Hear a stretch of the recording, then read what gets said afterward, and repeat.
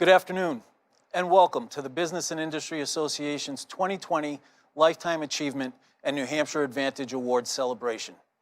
My name is John Kakavas, and I'm the Chief Legal Officer at Dartmouth-Hitchcock Health. I also serve on BIA's Executive Board, and I'm pleased to host this afternoon's celebration presented by Eversource.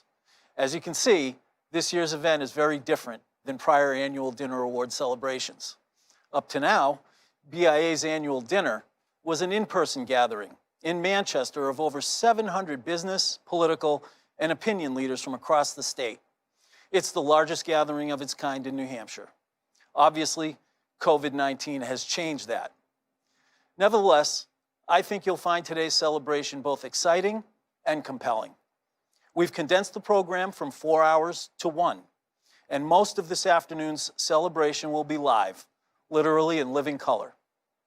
As you know, we'll be honoring Governor John Lynch and late Governor Steve Merrill with BIA's Lifetime Achievement Awards presented by Whelan Engineering.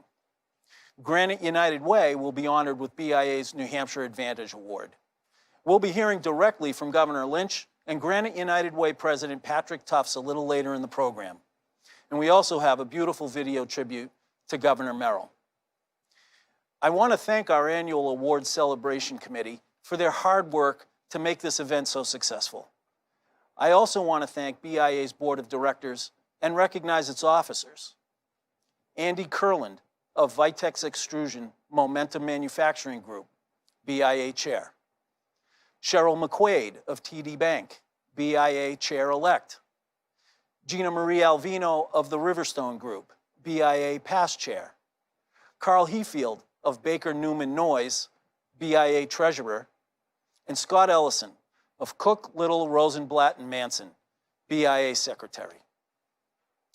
Annual Award Celebration Committee volunteers and BIA's full Board of Directors are listed in the digital program, sponsored by Dartmouth-Hitchcock Health, which can be found in the description of this live stream. At this time, I'd like to invite BIA President Jim Roach to deliver a few remarks. Thank you, John. Good afternoon, everyone. It's a pleasure to be here live and an honor and privilege to serve as BIA's president for 16 years now. Today, I want to welcome you on behalf of my staff and board of directors to this annual celebration. I'm very pleased that so many of you could join us online in support of BIA and our nonpartisan mission and to celebrate our 2020 award honorees. I want to take a moment to share with you a brief history of the BIA. In 1913, a group of manufacturers who were concerned about legislation and government regulation formed the New Hampshire Manufacturers Association. In 1970, the organization changed its name to the Business and Industry Association to reflect its diverse and growing membership. And in 2005, we added our tagline, New Hampshire's statewide Chamber of Commerce, to proudly reflect our status as the only broad-based statewide business advocate. Today we wear two hats, Statewide Chamber of Commerce and Statewide Manufacturing Association. As New Hampshire's leading business advocate, each year BIA's public policy team weighs in on hundreds of bills and regulations that affect New Hampshire employers. For example, during this pandemic, BIA was first to highlight the need for and push the governor, state policymakers, and our congressional delegation to create a legal safe harbor for employers acting in good faith during the pandemic to protect them from misguided COVID-19 related lawsuits. We even supplied draft language. BIA developed workplace health guidelines for adoption by the governor's Economic Reopening Task Force, and BIA staff continue to recommend language to make the guidelines more practical and easier to understand. And early on, BIA alerted policymakers to the unintended consequences of overly generous unemployment benefits that have made it more difficult for employers to call some employees back to work.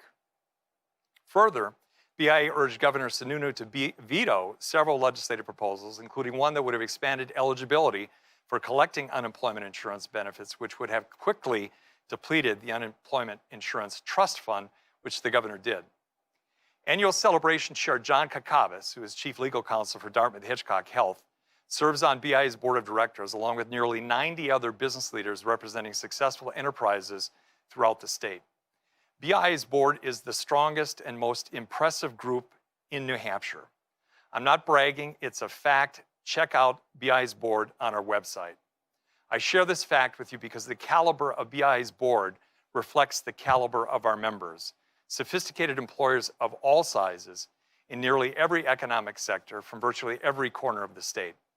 These leading enterprises recognize that what happens in Concord at the State House with legislators and the governor, and within the halls of various regulatory bodies like the New Hampshire Department of Labor, New Hampshire Department of Environmental Services, New Hampshire Department of Revenue Administration, and all others affects your operations, from business taxes to energy cost and reliability, from workplace labor regulations to matters that affect the cost of health insurance, from environmental compliance to telecommunications and transportation infrastructure. The public policy debates in Concord heavily influence your ability to keep your people employed, keep the lights on, maintain profitability. BIA is the only statewide broad-based business advocate in New Hampshire. We're strictly nonpartisan, but we do have a distinct perspective. We see public policy matters through the lens of business. BIA does in Concord, New Hampshire with the U.S. Chamber of Commerce, the National Association of Manufacturers, and others do in Washington, D.C. We advocate on behalf of employers. If you're an employer in New Hampshire and you're not a member of the BIA, I urge you to try us on to understand the value of our work firsthand. You'll experience what other leading employers throughout the state have already experienced: a thoughtful, influential, active advocate representing business interests in Concord. And you'll understand why BIA's membership and voice have grown slowly and steadily to become the state's leading business advocate. Again, if you're not a member, I encourage you to try us on. Thank you for joining us this afternoon. Jim, thank you. And we'd like to thank our sponsors for their tremendous support of this celebration, beginning with our presenting sponsor, Eversource. Joe Purington, president of Eversource's New Hampshire Electric Operations and a member of BIA's executive board, has a few words to share about our honorees. On behalf of everyone at Eversource, I want to express our sincerest admiration for former Governor John Lynch and the late Governor Steve Merrill, this year's BIA Lifetime Achievement Award winners. We at Eversource know how important great teamwork and communication is when providing energy safely to our customers in all kinds of weather. As Governors Lynch and Merrill demonstrated, when government leaders and business leaders work together for the common good, great things happen for our New Hampshire economy and our communities. From all of us, our thanks to you and your families for a lifetime of above and beyond service to New Hampshire. Congratulations to our great partners and friends at Granite United Way, this year's BIA New Hampshire Advantage Award winner. Your award recognizes exceptional efforts to enhance the quality of life for thousands of our fellow citizens, and we couldn't agree more. Granite United Way's partnership with Eversource's annual Employee United Way campaign is the reason behind many years of success that have provided support for much-needed agencies and services throughout New Hampshire. To all of this year's award recipients and to the BIA, thank you for helping to make New Hampshire a great place to work, a great place to live, and a great place to play.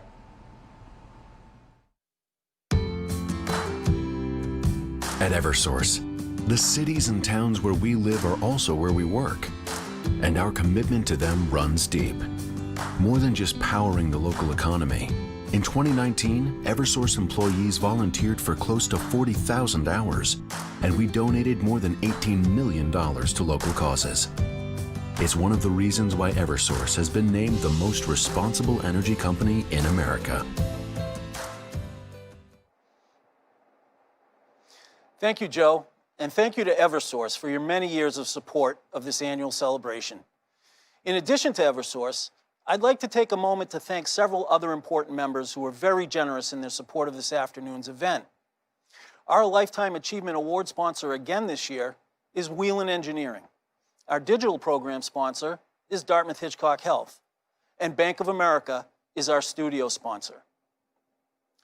Our platinum sponsors include Sertronics Corporation, Eastern Bank, Fidelity Investments, Foley & Lardner, GZA Geo Environmental, Hinckley Allen, Hitchner Manufacturing, Liberty Mutual Group, Liberty Utilities, Manchester Boston Regional Airport, McLean Middleton, Sig Sauer, Southern New Hampshire University, and Unitil.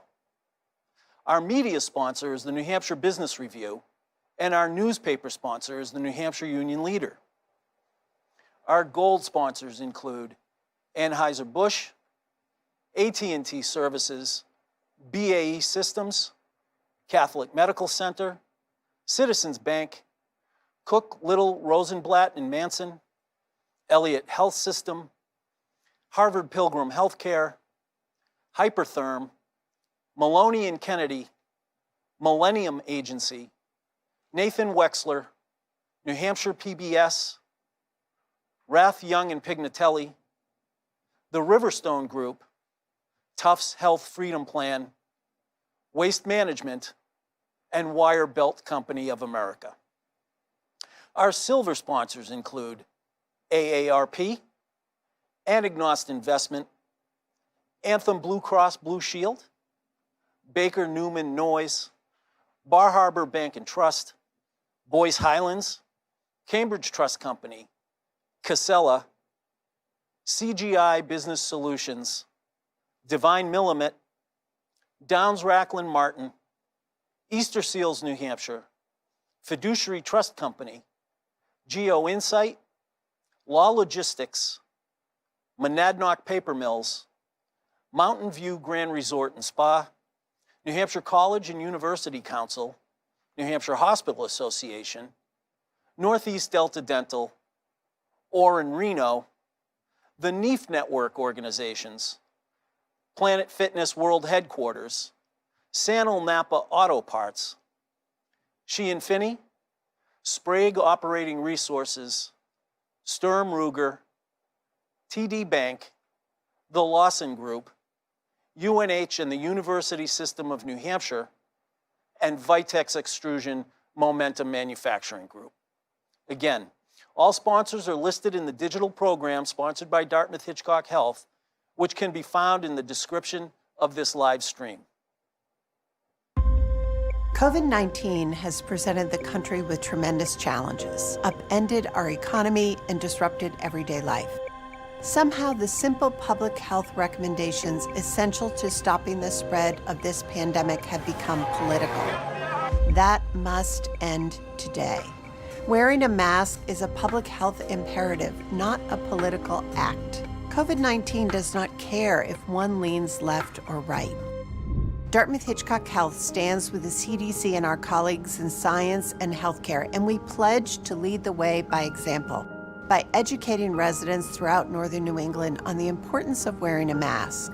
Who will you wear your mask for? We wear them for our patients, our colleagues, and our community. We wear them for you.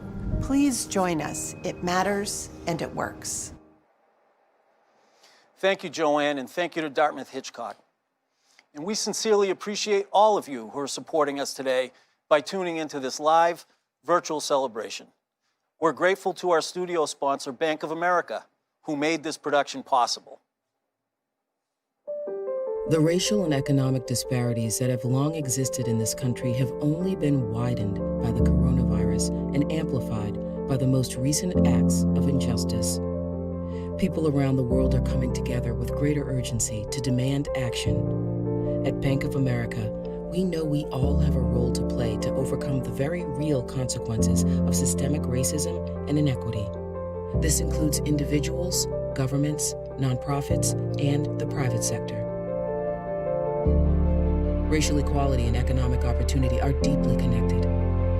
That's why Bank of America has committed $1 billion over 4 years to address critical gaps in affordable housing, access to healthcare, employment and job skills, and the resources small businesses need to succeed. We can do more, and we need to do more now to further advance racial equality and economic opportunity for all. Before we begin with the presentation of our first award of the day, the New Hampshire Advantage Award, Platinum sponsors Sertronics, GZA Geo Environmental, and Liberty Utilities would like to congratulate tonight's honorees. Hello, I'm Dave Patterson, President and CEO of Sertronics Corporation. On behalf of our 200+ employees and their families, we would like to congratulate former Governors Steve Merrill and John Lynch on their Lifetime Achievement Award, and Granite United Way on their Advantage Award. As a manufacturing facility in New Hampshire, our company was founded on the purpose to provide jobs and serve our community. Thank you to the BIA of New Hampshire for augmenting that goal.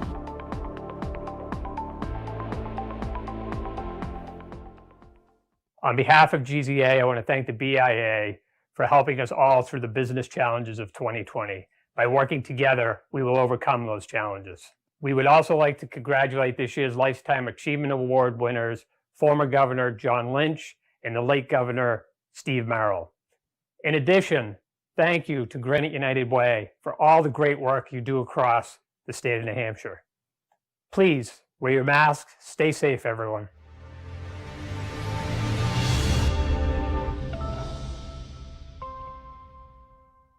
Hi, I'm Sue Fleck, President of Liberty Utilities. Congratulations to Governor Lynch and the Granite United Way.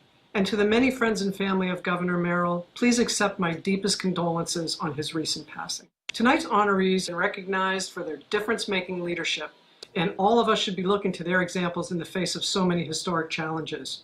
Whether it's beating COVID-19, fighting climate change, or ensuring that all BIA member companies can grow and thrive, Liberty is proud to stand with you here tonight to make a difference in the many great New Hampshire communities that we serve.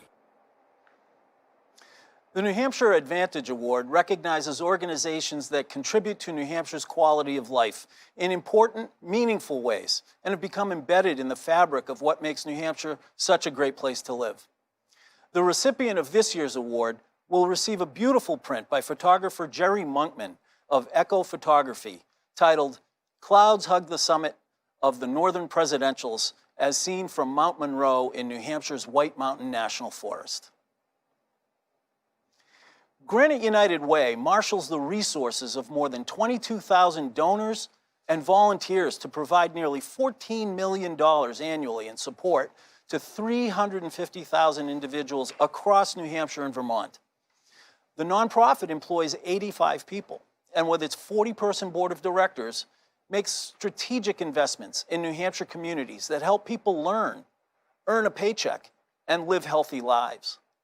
This includes operating a full-service 211 New Hampshire call center, handling in excess of 100,000 calls per year.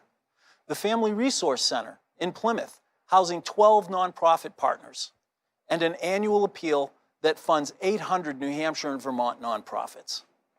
I am pleased to reintroduce BIA President Jim Roach and Patrick Tufts, CEO of Granite United Way.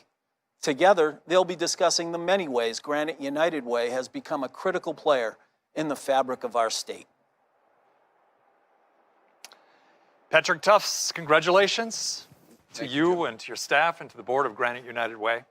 You're in great company. So Easter Seals has been a New Hampshire Advantage Award winner, New Hampshire Food Bank, Girls Inc., Court-Appointed Special Advocates of New Hampshire have all been honorees, as have many other deserving nonprofits throughout the state. So you're in very good company.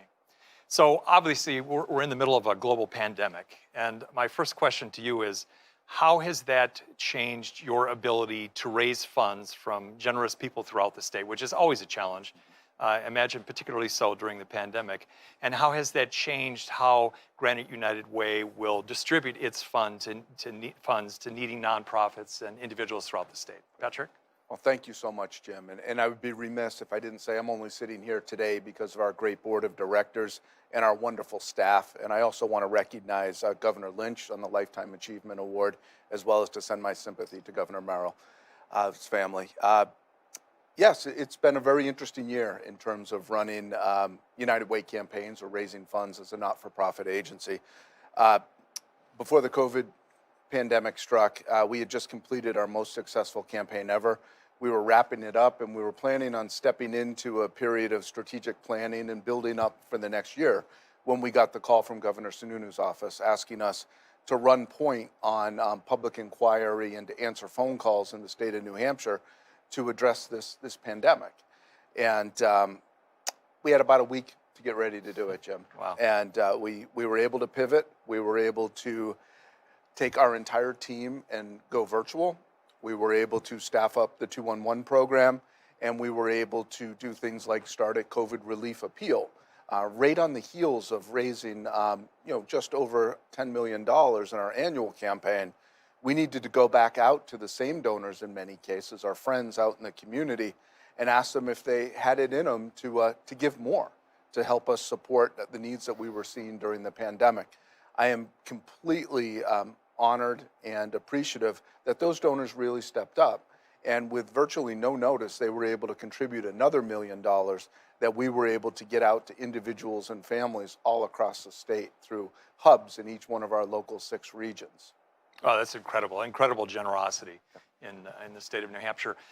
You mentioned your staff going virtual. We've all had to adjust how we do business. What other kinds of changes that you've turned to during the pandemic do you think will be long-lasting or permanent? We're like the BIA, we're an organization that's been around nearly 100 years, and the nature of our business was face-to-face. Paper pledge cards, getting out into the workplace, talking to people about the needs in the community, and all of that stopped.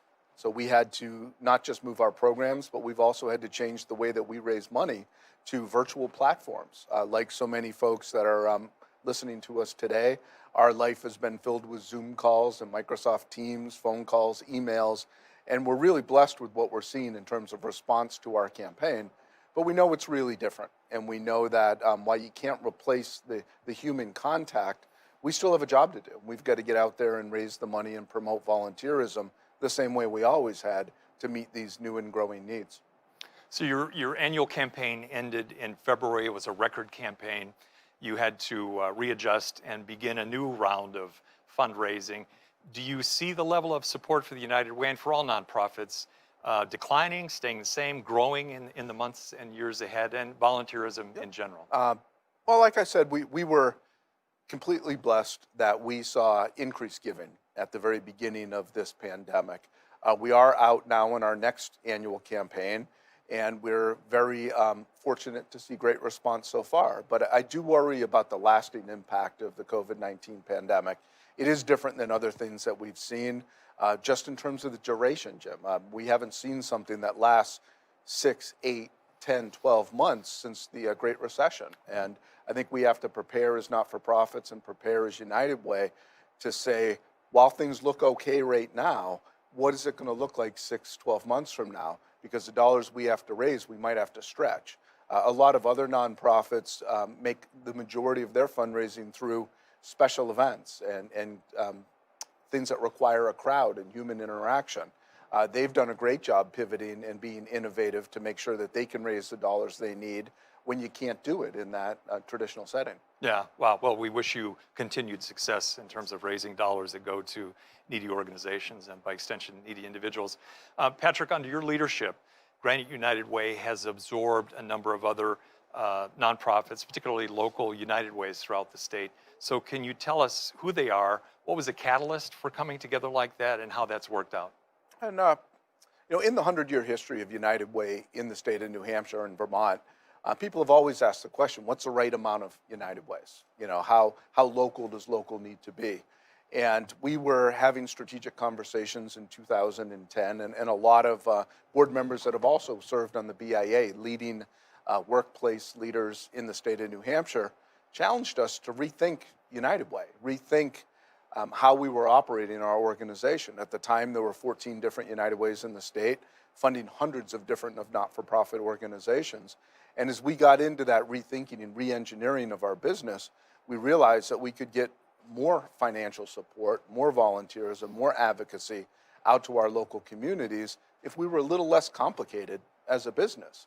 And that resulted in 10 different organizations coming together. 6 of those were United Way, 4 were non-United Way, into creating Granite United Way, which covers over 80% of the state and a county in Vermont, and really has a reach and impact that we could only dream of 10 or 15 years ago as an organization. Yeah, that's really incredible. Serving as a statewide chamber of commerce, about 45 local chambers of commerce, and it is very rare indeed for chambers of commerce representing different service territories to come together and merge like that. So congratulations. Thanks. To you. Over the long haul, so Granite United Way under your leadership and your board of directors and your staff has been incredibly successful. How will you continue to measure your success in the years to come? Yep. I've been in United Way for 20 years. This is my 14th year in New Hampshire. And for the most part, we always measured our success by how much money we raised and how many people we helped and what our overhead rate was. So those were three things that we paid a lot of attention to. I would say that right around the same time, 2010, that we were rethinking United Way, we started to ask ourselves some really difficult questions. And we said, what is it we're really trying to do? What are we trying to change? What are we trying to make better? And we realized it's great to raise a lot of money. It's great to support a lot of agencies. But we also wanted to be in the solutions business. And if we look back over our history, we said, well, we spent a lot of money on certain things. Have we made it go away? Have we improved that condition? What have we changed? And it really led us to asking the tough questions of ourselves, of the agencies we support, of the workplaces that support us, to say, well, maybe we need to rethink this and say, if we're going to commit millions of dollars to something, shouldn't that issue either evaporate or improve over 2 or 3 years? And we can measure that. And maybe we need to be more nimble as an organization so that we can move from an issue today, like the COVID-19 pandemic, to something that might emerge in 2 or 3 years versus doing the same thing over and over and over again. So we've really developed key performance indicators in our business to determine the difference that we're making. What we've found is that people want to partner with us on this method. They want to make a difference too. Corporate foundations, individual donors, other not-for-profit organizations are picking up the phone and calling and saying, you know, we care about this too. How can we work together on this? Yeah, that's fantastic. Metrics are very important, as we all know. Patrick, again, I want to thank you for being here and allowing us to honor Granite United Way and you as president and CEO, your board of directors and staff. As I mentioned earlier, you're in great company, so congratulations again. Before I turn the program back to John Kakavas, let's hear from platinum sponsors Foley and Lardner, Manchester Boston Regional Airport, and Southern New Hampshire University.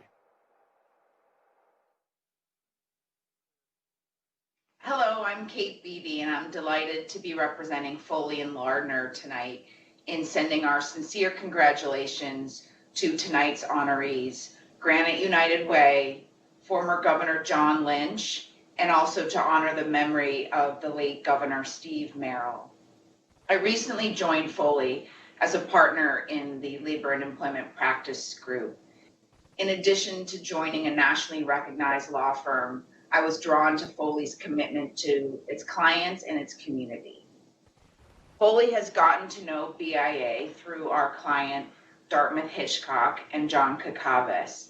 When John told us that BIA was important to him, it immediately became important to us as well.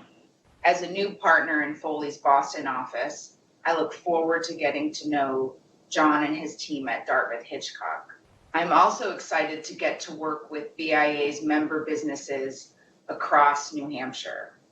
Foley recognizes that part of BIA's work is through important partnerships with the public leaders in New Hampshire, including Governor Lynch and the late Governor Merrill. This work deserves to be celebrated. We also want to thank tonight's honoree, Granite United Way. In difficult times like this, their work and their mission is more critical than ever. So thank you, BIA, for your support of New Hampshire businesses, and congratulations to all of tonight's honorees.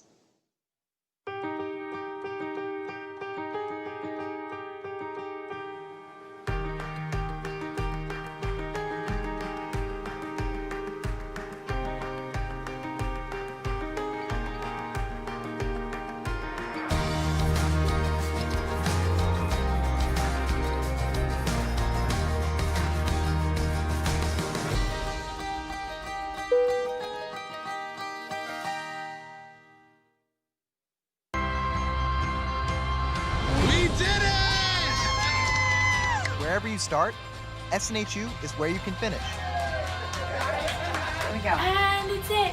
Yay! Southern New Hampshire University. Like it's a hope. Look at that! Master's degree! I did it! I did this for my children. I am very proud of myself. Finish your degree at snhu.edu. Thank you to our platinum sponsors. And congratulations, Patrick, and to all those who helped make Granite United Way such an incredible resource for New Hampshire. It's now my pleasure to introduce the BIA Lifetime Achievement Awards, presented by Whelan Engineering. George Whelan, President and CEO of Whelan Engineering, and Executive Vice President Brian Boardman extend their congratulations and warm wishes to this year's recipients. New Hampshire is a better place because of the commitment to excellence, stewardship, and determination to serve our state that characterized the tenures of both Governor Steve Merrill and Governor John Lynch. BIA's Lifetime Achievement Award recognizes New Hampshire individuals who've demonstrated leadership in their professions and service to their communities and service to the state. Lifetime Achievement Award recipients help shape their communities in the state through their successful business endeavors, active participation in civic organizations, involvement on boards, and in service to government. Our Lifetime Achievement honorees have exhibited a commitment to excellence, creativity, and dedication to their professions throughout their storied careers. We're honored to have many previous recipients of the Lifetime Achievement Awards joining us this afternoon online. Let's take a moment to view some photos of more recent recipients.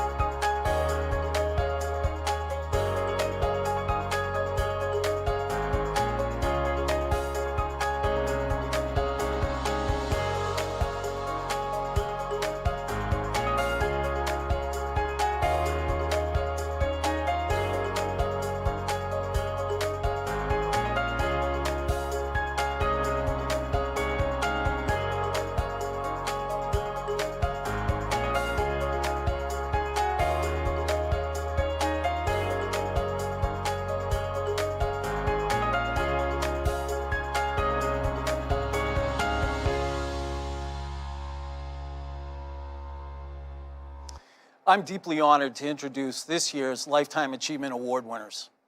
Sadly, our first winner, our first recipient, Governor Steve Merrill, recently passed. We send our condolences to his wife, Heather, to his sons, Ian and Stephen, and to the entire Merrill family. Steve Merrill was elected governor of New Hampshire in 1992, and he served 2 terms. He graduated from the University of New Hampshire in 1969 and received his law degree in 1972 from Georgetown University Law Center in Washington. Steve served in the United States Air Force as a lawyer from 1972 to 1976 and as legal counsel to the Secretary of the Air Force from 1973 to 1975. Steve left military service as a captain to practice law in Manchester, New Hampshire. He served on the staff of former Governor John H. Sununu, and he was New Hampshire's Attorney General before being elected governor. Governor Merrill was twice elected as the most fiscally responsible governor in America by the Wall Street Journal and the Cato Institute.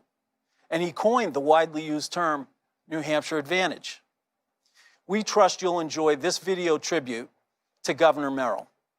Video footage was provided by our friends at WMUR-TV in collaboration with the New Hampshire Institute of Politics, and it was produced by Dan Ryan of Capture Media. A special thanks to the Merrill family for providing additional family photos.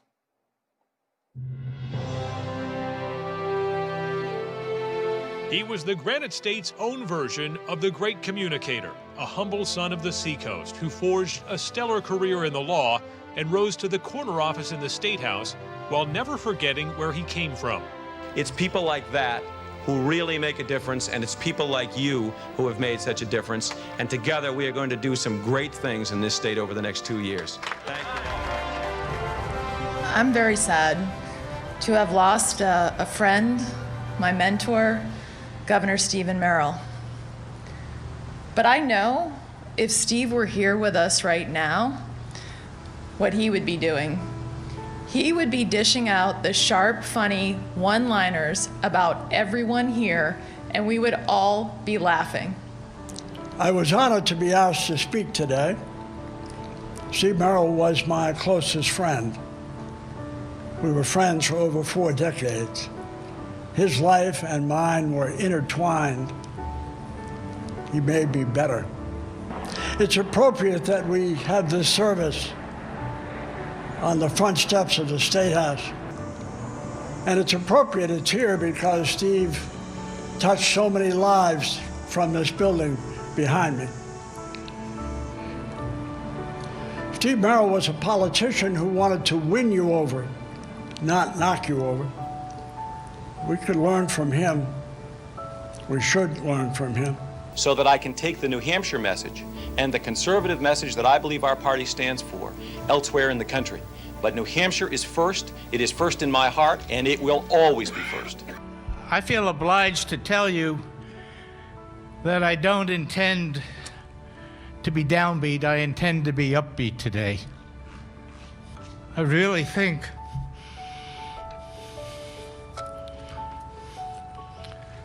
that's the way Steve would have wanted it. You know, we all have a style. We all have a persona. We all have a way of doing things. And Steve Merrill certainly fit that mold. That I shall honor my commitment to the voters.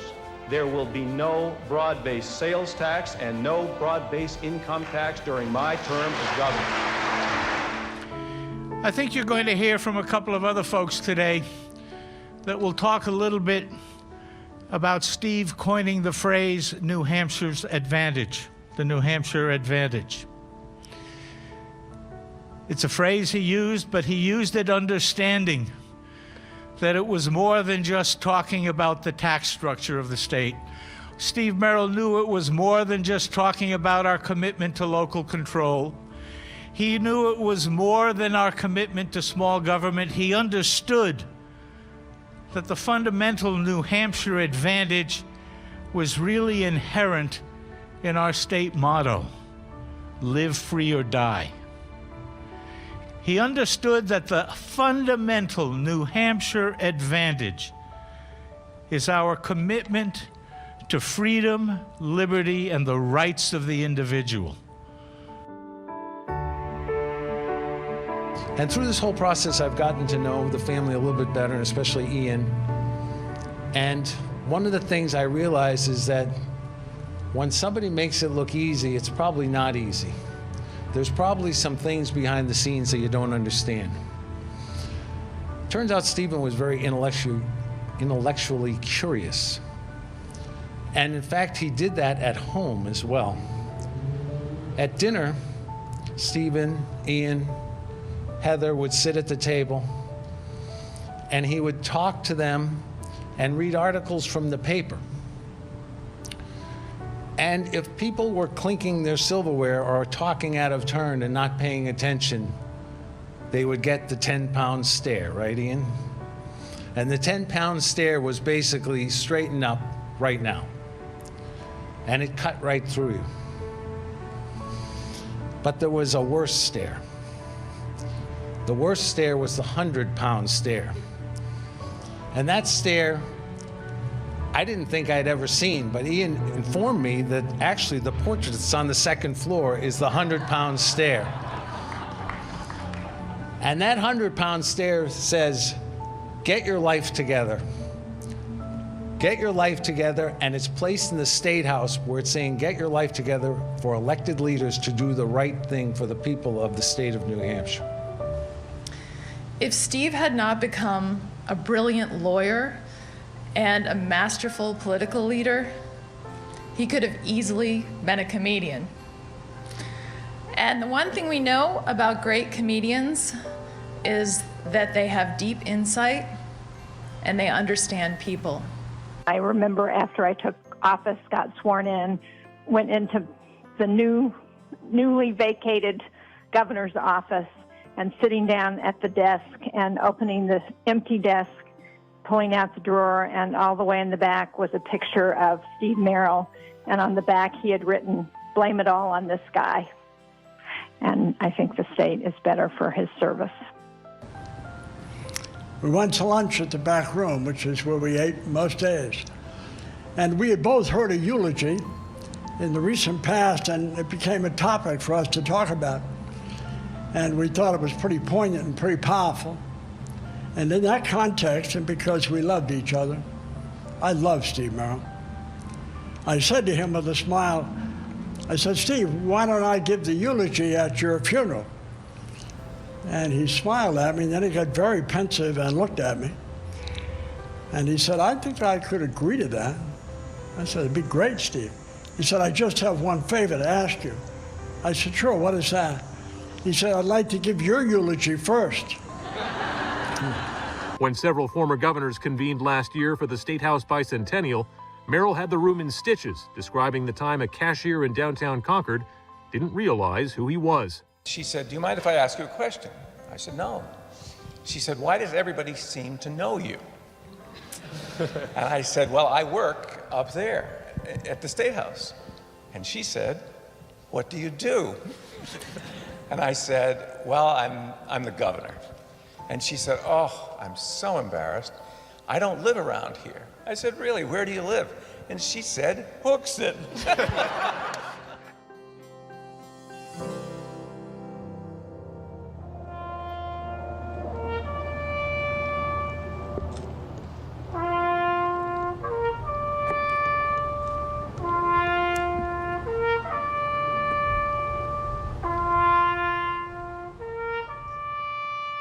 Stephen Merrill helped me in the tough times, and he wasn't just there when I won, he stood by me when I lost. And that is the definition of a true friend. As I think of all the titles that Steve had, legal counsel, attorney general, governor, chairman, the one that mattered to him most was father. You know, my father was somebody who put his true heart and soul into everything he did. He was very devoted to his family, his faith, and of course the state of New Hampshire. He's here to celebrate life today. He's looking down and he knows that we're continuing the New Hampshire advantage, so I just want to thank all of you on behalf of my family and of course my father. I just have to thank you to all of you that are here. Thank you to all of the true American heroes in this world. And we will never forget you.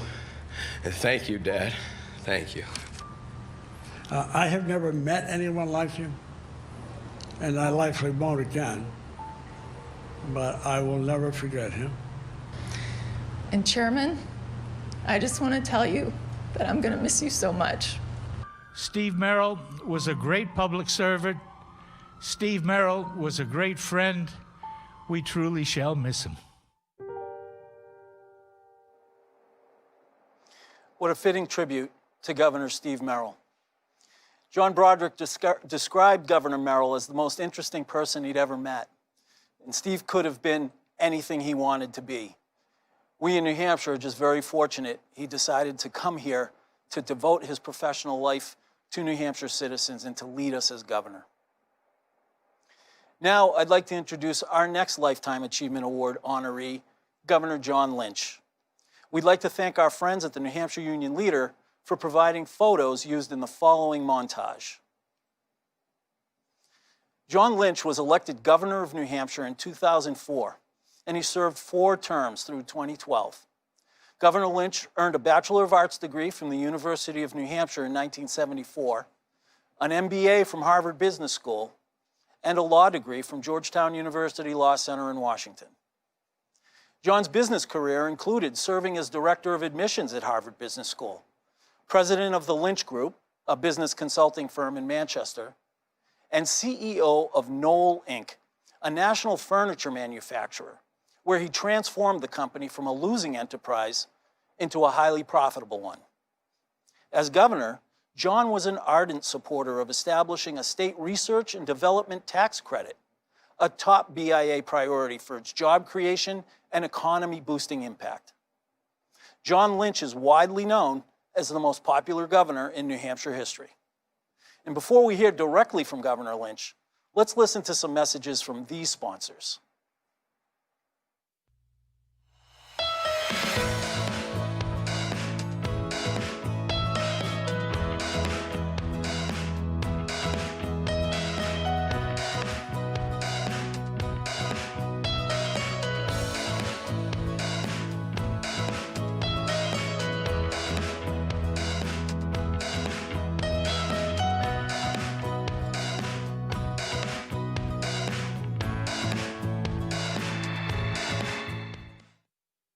Energy is about more than just keeping the lights on.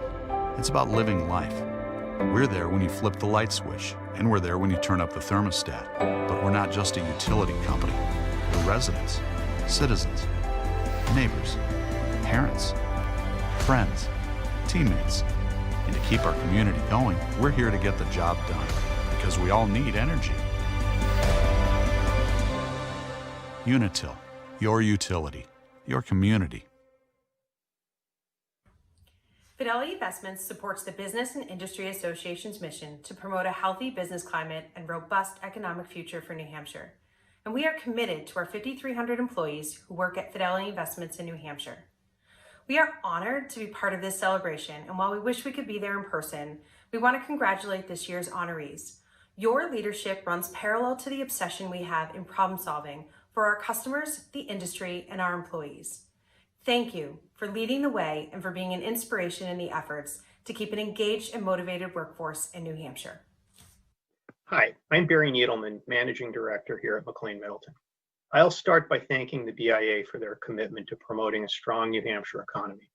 The BIA has played an invaluable role in providing COVID-19 information since the start of the pandemic.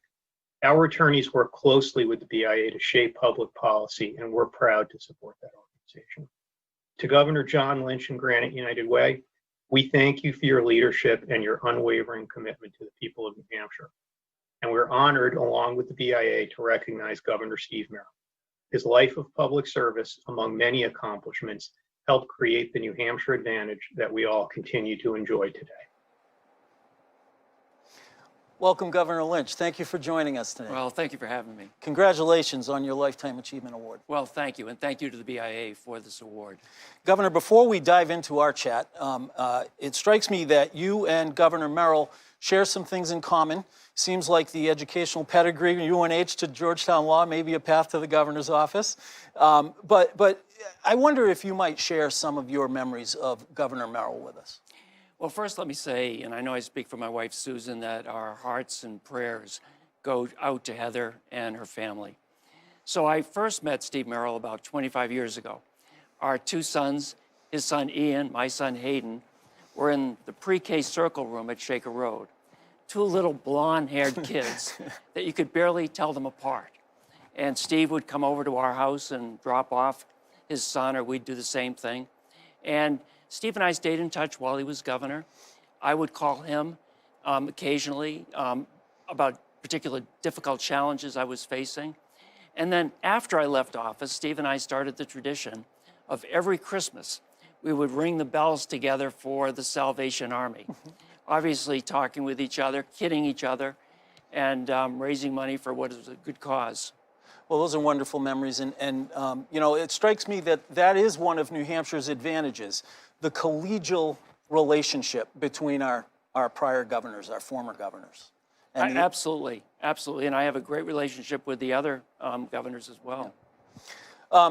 So today, our state and our country face some very difficult circumstances and some challenges posed by the COVID-19 pandemic and other things. And your tenure as governor was marked by some unforeseeable challenges, both natural and some made by the human hand. The Great Recession comes to mind. Can you talk a little bit about what you see as some similarities and perhaps some differences between then and now? I think one of the differences, and I heard this a lot when I traveled around New Hampshire, people would come up to me and they'd say, Governor, we love how you work together, how you all work together.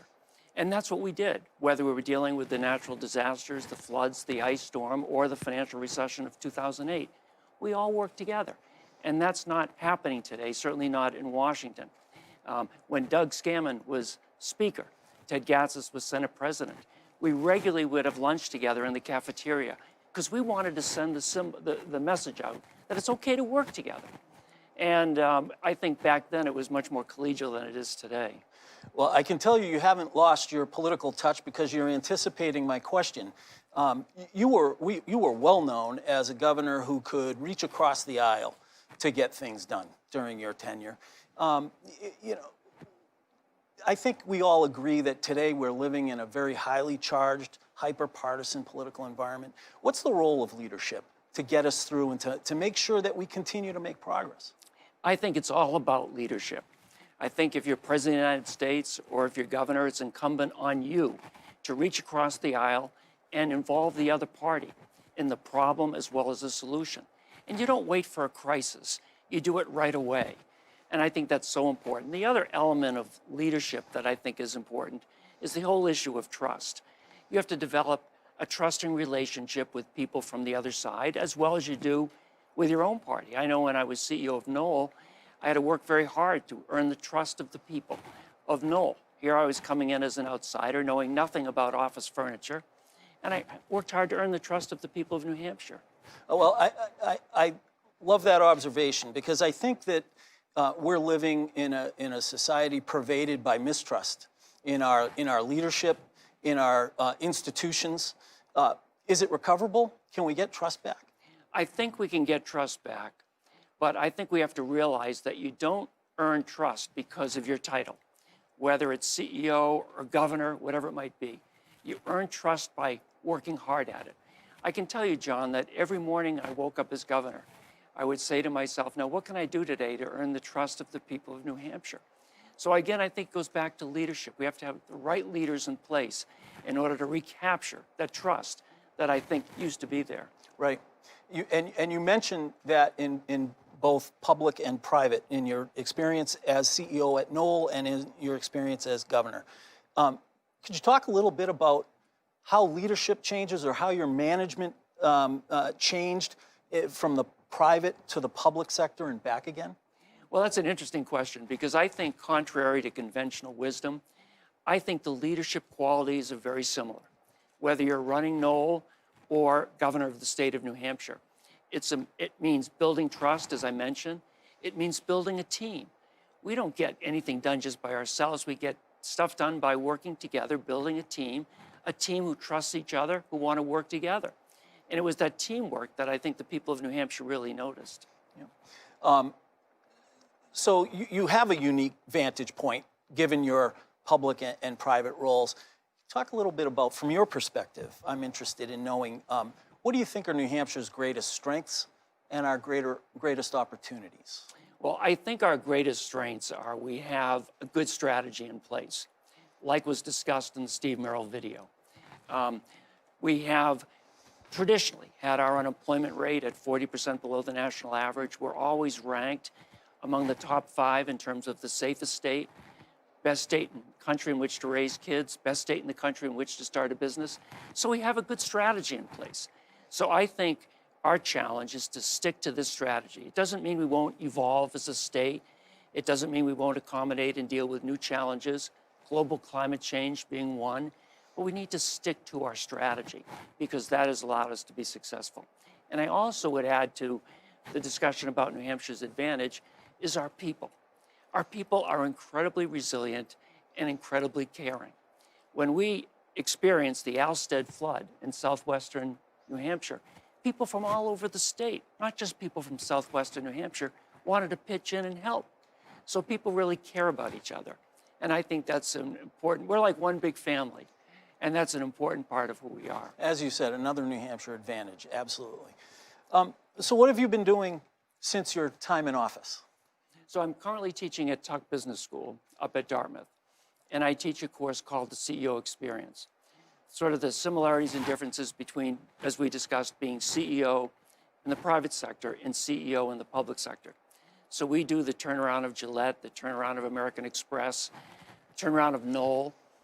We do Keurig, which is an incredibly fascinating story, but we also do Kennedy and Bay of Pigs, Katrina, Rudy Giuliani after 9/11. We do a case on the United Way. So we really go back and forth, pivoting between the private and public sectors. So you're teaching young people, you're shaping young minds for the most part, and they're fortunate to have you as their professor. Do you encourage civic engagement in this day and age? Absolutely, I do. But I tell them I think they should go out and, get a job. Don't get into politics right away. That said, I think they can get involved in civic engagement, going on boards of like the Boys and Girls Club or the United Way. They certainly can make a good contribution that way. And then if they want to get into, immerse themselves in politics later on, they can do that. Well, you immersed yourself 4 terms as governor of the state of New Hampshire. What do you miss most? I miss being out with people. I love being out with people. And I loved trying to make a difference in their lives, a positive difference. That's what I miss the most. I don't miss some of the bickering that went on in the State House, but I miss being out with people all over New Hampshire. Well, I think those relationships that you forged with New Hampshire citizens is really why you're widely known as the most popular governor in New Hampshire's history. So let me thank you, Governor Lynch, for being here and taking some time with us tonight. And congratulations on your Lifetime Achievement Award. Well, thank you, John. Good seeing you. Good seeing you. My thanks to John Kakavas and the Annual Award Celebration Committee for a fantastic event. One note, John is wrapping up his 2nd year leading this annual award celebration, and he set the bar very, very high. Last year, 2019, was our most successful annual dinner ever under John's leadership. This year, in the middle of a global pandemic, the annual celebration is very close to hitting our budgeted net revenue, a remarkable feat under incredibly challenging circumstances, again, under John Kakavas' leadership. John, on behalf of my staff, the board of directors, and all of our members, thank you. Thanks also to our many sponsors and to the many people that work so hard with the Annual Celebration Committee and staff to make this afternoon's event so successful. I'm pleased to announce that Joel Mayola of Granite Edge Consulting has agreed to chair next year's Annual Celebration Committee.